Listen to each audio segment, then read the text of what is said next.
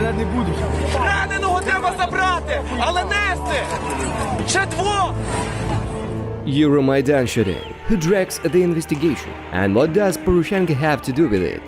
Crossfire. Over 100 people shot dead in a hail of bullets. Over 200 gunshot injuries. It was the final stage of the revolution of dignity and has forever changed the course of Ukraine's history. February 18, in the morning, Euromaidan protesters began an advance up Verkhovna Rada. It escalated into fierce clashes between the protesters, the police, and the Titushki. In the evening, the trade union's building, which served as the improvised Euromaidan hospital, caught on fire. 18 persons died that day, and 500 more received injuries.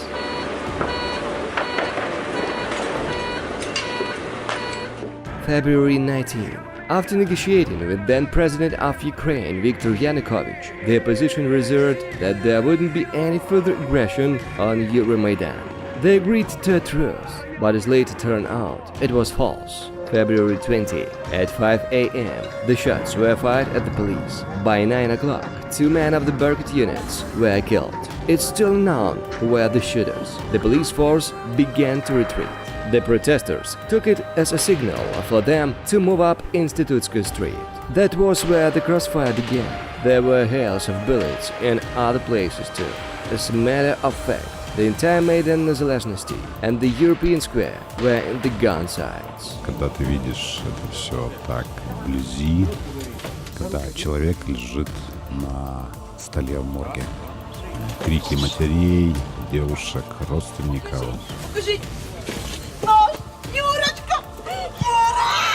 Заберіть жінку. Triggered the escalation of the conflict on February 20. There are several inferences. Number 1. It was the work of Titushki. There is the information that favors it. According to it, the Ukrainian authorities equipped Titushki with over 400 assault rifles from the Mia's armory that day. The Prosecutor General's office of Ukraine came up with another suspect, a Euromaidan activist. That person is currently on the wanted list. It's only certain that the activists who came under fire at Titushki Street were unarmed. Most of them got killed by the Berkut unit, who will later be nicknamed as Black Company. They were armed with Kalashnikov assault rifles. Wherever the truth, the delegation of the European Union immediately arrived in Kiev with an effort to settle down the explosive situation. Viktor Yanukovych agreed to hold the snap election, but after the bloodshed, it was not enough anymore for the Ukrainian people. The protesters refused to leave Maidan until Yanukovych resigned his post. That night, the president fled from Ukraine. He went to Kharkov first, and then escaped straight to Russia via Crimea. At the same time, the visitation was being held for the perished protesters in Kiev. Later, they will be referred to as the Heaven Company. Хай вони знають, що кров наших дітей на їхніх руках.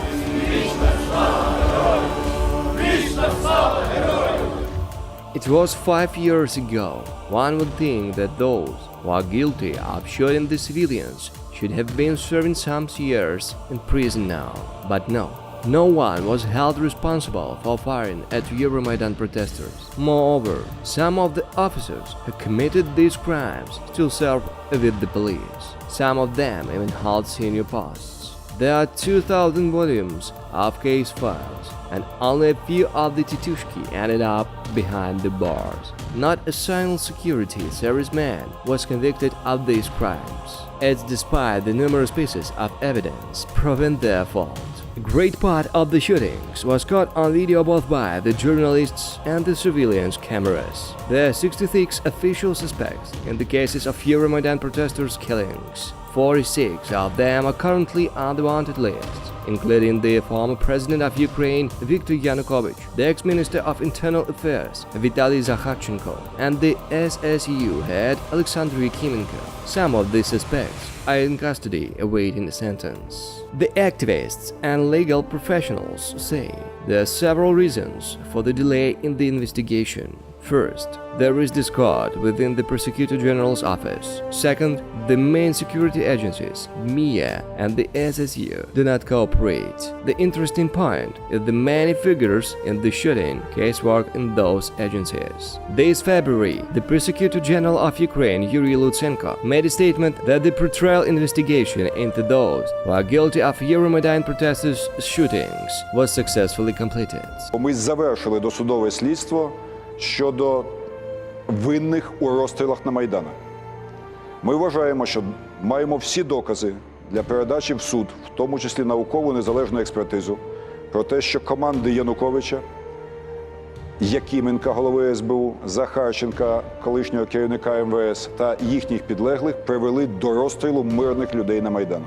The information turned out to be false. The head of the Department of Special Investigations under the Prosecutor General Office, Sergei Gorbachev, denied Lutsenko's statement and added that the investigation was still in progress. Evgenia Zakrevskaya, the lawyer for the Heavenly Company's families, was also critical for that Prosecutor General's statement. According to Evgenia, the Prosecutor General's office decided simply to say the hell with it and to settle someone else with the burden of this gestalt. The truth is that the investigative experiments are not over yet. The examination are not over. Not all the parties involved have been interrogated, the lawyer said.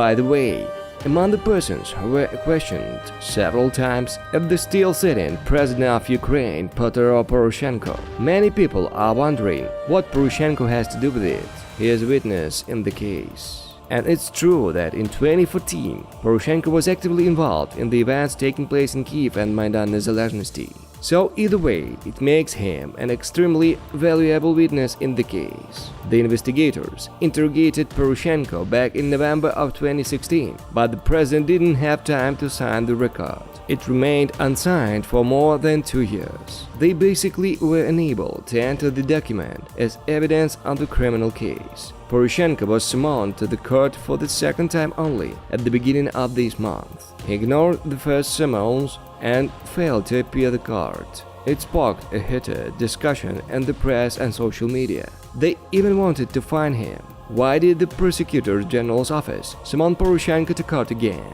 Well, first of all, they wanted him to sign the first interrogation record. And second of all, the investigators came up with new additional questions for the upholder. Which questions? Nobody knows yet. There are two scenarios for the near future. The first one implies that once Vladimir Zelensky comes to power as a new president, the inauguration ceremony is already in sight. New people may take over the senior posts and replace the team at the Prosecutor General's office, as well as other agencies. For instance, the odds are low that Yuri Lutsenko will retain the seat of Prosecutor General, and then everything may start over again. Reading the case files, reviewing the facts, and coming to new conclusions. If it comes to this at all, considering that they will be busy squabbling over jobs. The second scenario assumes that the new authorities will actually have the will to investigate the case. If so, the change of teams at the Prosecutor General's office, the MIA and the SSU will yield positive results, real prison sentence for the guilty ones, and 2,000 volumes of the case proceedings will be stamped solved.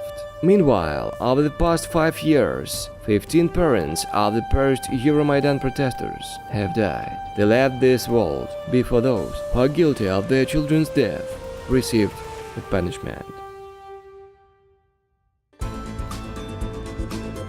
Like and subscribe to our channel to be aware of what is happening in the world. More information on our site, M.News World.